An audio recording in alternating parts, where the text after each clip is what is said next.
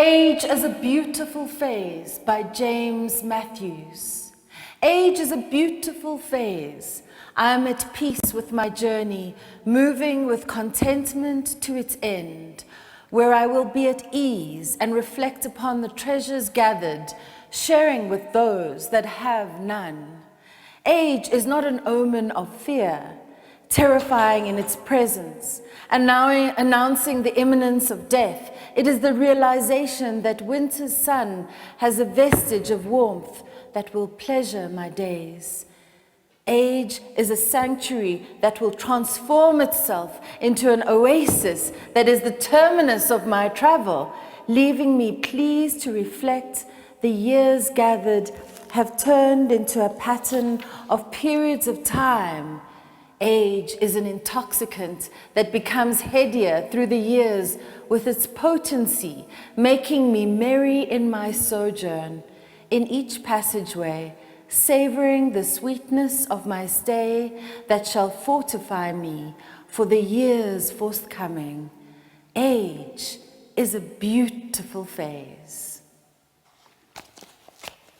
Oh man, age is a beautiful phase. Say that again. Say that again. That is a beautiful poem by James Matthews, rendered by Phillippa Yaa de Villiers, paying tribute to the late James Matthews, who passed away on the 7th of September. Now, James was, I would say, very instrumental in bringing the voices and experiences of marginalized communities to the forefront of South African literature. He wrote in both English and Afrikaans, bridging cultural divides and making his work accessible to a broader audience. And through his writing, he often drew inspiration from the struggles and experiences of Black South Africans, using his work to confront issues of racial oppression, identity, and social justice. To pay tribute to him, we're joined by Dr. Siphiwo Mahala and Phillippa Yaa de Villiers. Very good morning to you two. Thanks for joining us, and a warm welcome to Morning Live. Morning, and thanks for having us here. Thank you very much. And by the way, I'm also a doctor. Oh, you're okay. Yes. All right. Yeah. Thank you. Thank you so much for making that clarification. Thank you so much, Dr. de Villiers. So just rendering that poem, you know, I could feel goosebumps because it resonated with me in so many different ways. So let's talk about the impact that James Matthews' work had on your own poetry. Yeah, James Matthews was more than a dissident poet. And he was a dissident poet in the sense that he believed in freedom for everybody, yes, for emancipation. So he was beyond labels. He was political, but the personal is political. Yeah. So in that way, because he was very frank about who he was and what he stood for, but also about his faults. You know, he was a reprobate when he was a younger man.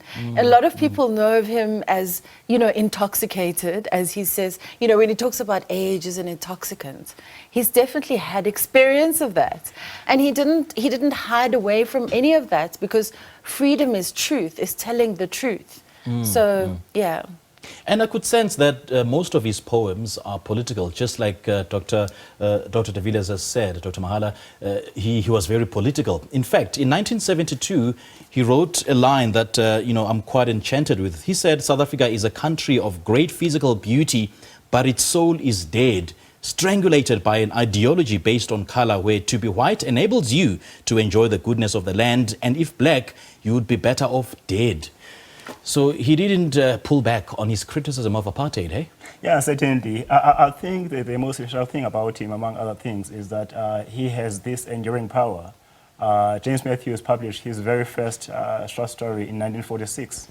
And he got in trouble with the apartheid regime because it was too political. So he tried, that's how he made the switch to poetry. In the early 70s, and then he started writing poetry. That also wasn't good enough because he was banned, he was detained, and his work couldn't circulate in South Africa for a very long time.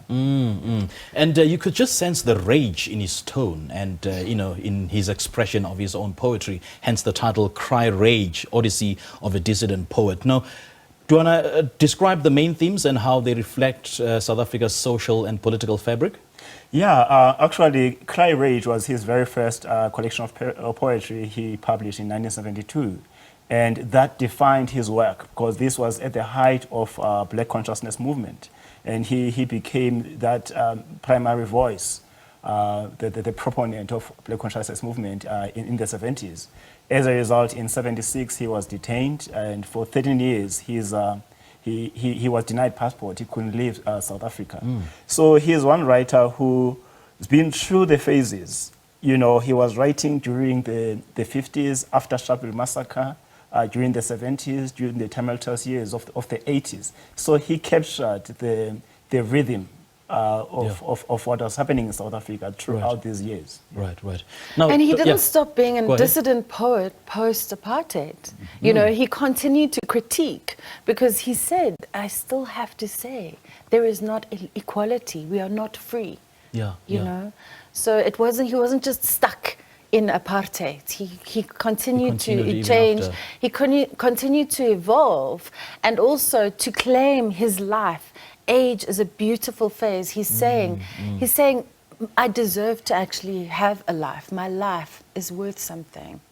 You said earlier on, off camera, that this particular poem you rendered is your favorite. Is this the closest to your heart? Why so?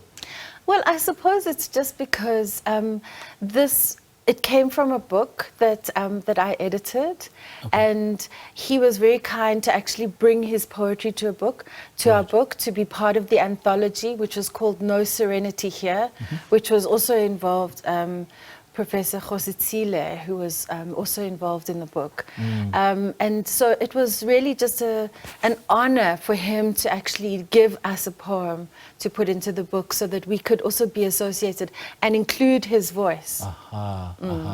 And having said that, Dr. Mahala, how do you think James Matthews' poetry influenced contemporary poetry, especially for the young and emerging poets? Yeah, he was always very conscious about, you know, intergenerational connection and nurturing, you know, young voices. And that's how, you know, always he, Phillippa and I traveled with him to Cuba, for instance, in 2007. And he was always involved with the work of the Center for the Book, where we're always trying to nurture new voices. But the good thing about it is that he also embraced old age and its fringe benefits. I remember he was flying from Cape Town to Joburg, and he couldn't find his ID, and he produced a copy of Cry Rage. He said, "This is me, this is my name." That's actually his ID. Oh man! So what are some of you know, special or fond moments that you can share with us?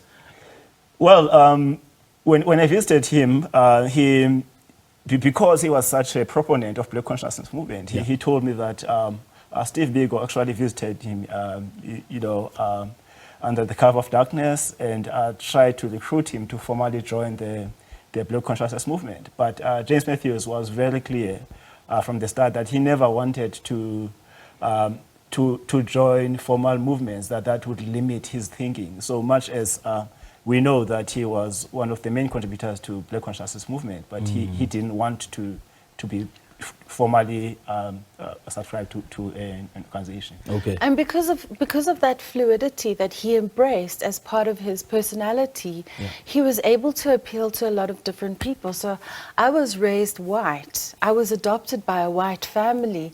And so I had this kind of complex relationship to my identity.